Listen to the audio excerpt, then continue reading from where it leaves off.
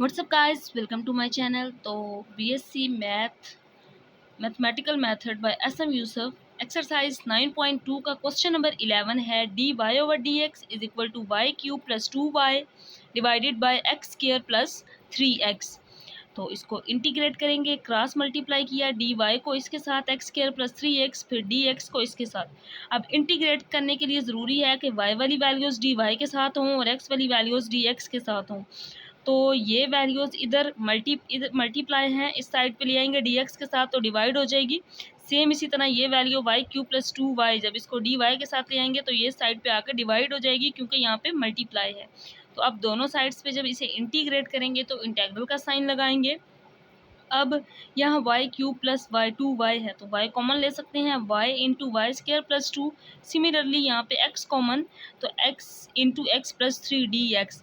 तो दोनों इक्वल्स में है। अब इंटीग्रेट करेंगे। नेक्स्ट स्टेप में ये क्या बन रहा है, ये प्रॉपर इम्प्रॉपर फंक्शन से जिस तरह हम a b c की वैल्यूज़ दे के function a over x b और इस तरह इसको सॉल्व करेंगे।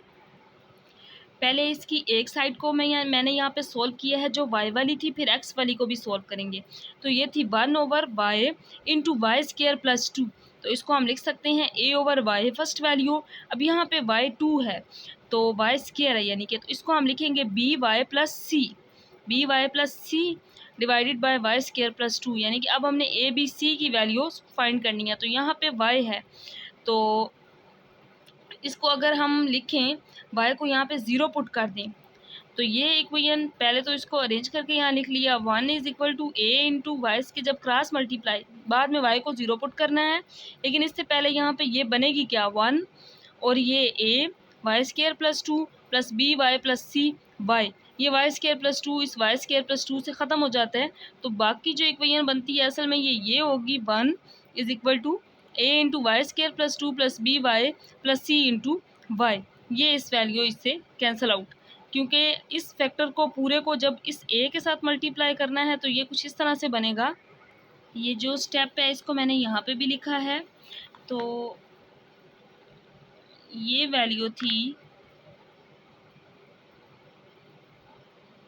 ये y into y square plus 2 multiply कर दिया 1 over y into y square plus 2 को y इंटू वाई स्क्र, यहाँ तो 1 रह गया। अब जब इस वैल्यू से मल्टीप्लाई किया तो इस पे a और वाई स्क्र प्लस 2 आ गया, मतलब ये वैल्यू आ गई। जब c वाली से करेंगे ये कैंसिल तो y b वाई प्लस सी। तो यही वो वैल्यू है जो यहाँ पे बनी है। तो अब ये वैल्यू आ गई। अब y की दो वैल्यूज़ तो यहाँ से हम पुट कर सकते हैं। y को अगर 0 पुट करें इसी इक्वेशन में तो ये क्या बनेगी 1 a वाई स्क्र 0 प्लस 2 तो a 2, यहाँ 0 ये 0 b भी 0 हो गया, c भी 0 हो गया, तो a की वैल्यू क्या आ गई 1 ओवर 2। नेक्स्ट स्टेप में क्या किया है 1 is equal to a y square 2a plus b, ये y मल्टीप्लाई हो रहा था दोनों से y square plus c y. अब ये y square a plus b y square plus 2a plus c y लिख लिया।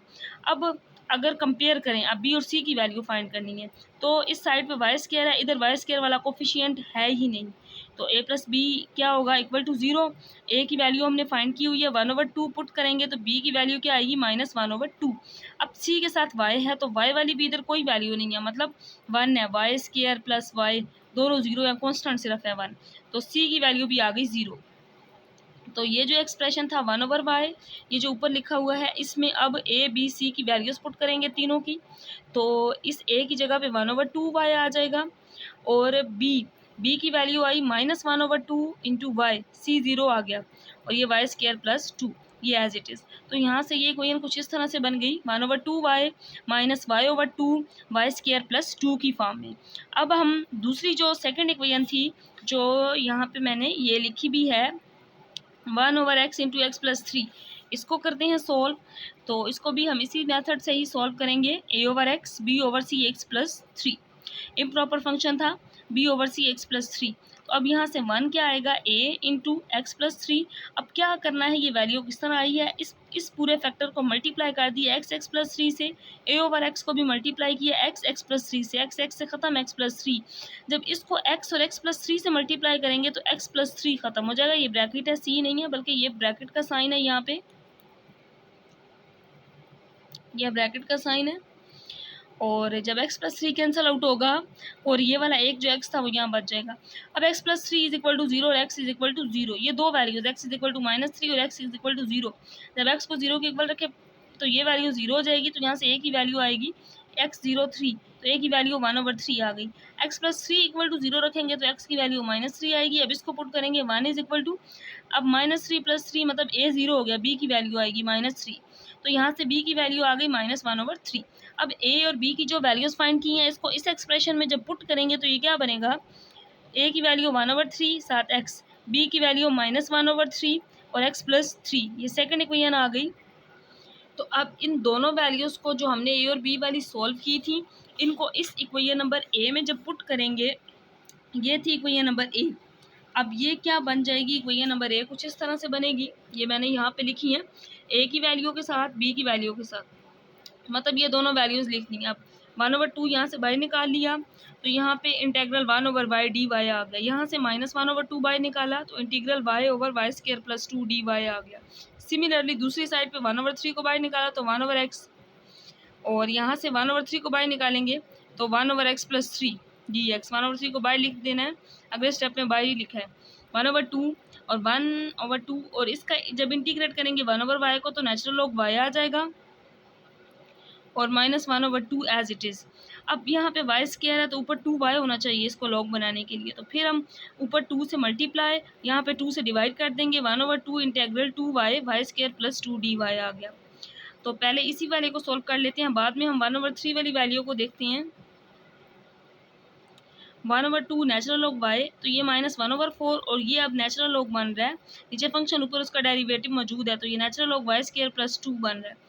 अब लॉग की प्रॉपर्टी, पावर यहाँ पे है तो पावर हम यहाँ लिख सकते हैं 1/2, इसी तरह यहाँ पे पावर है तो यहाँ पे लिख सकते हैं, दो लोग माइनस हो रहे हैं तो वो क्या हो जाएंगे, डिवाइड।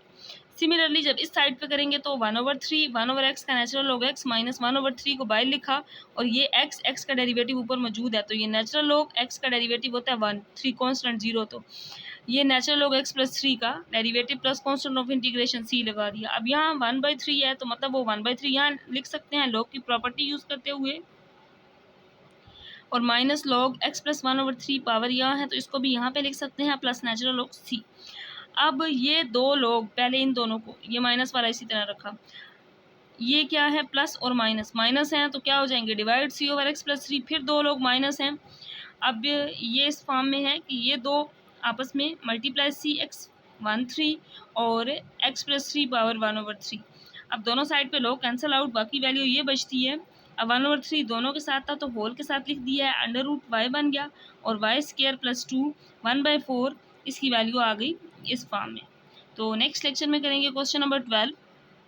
इससे रिलेटेड कोई भी क्वेश्चन हो तो आप कमेंट सेक्शन में पूछ सकते हैं।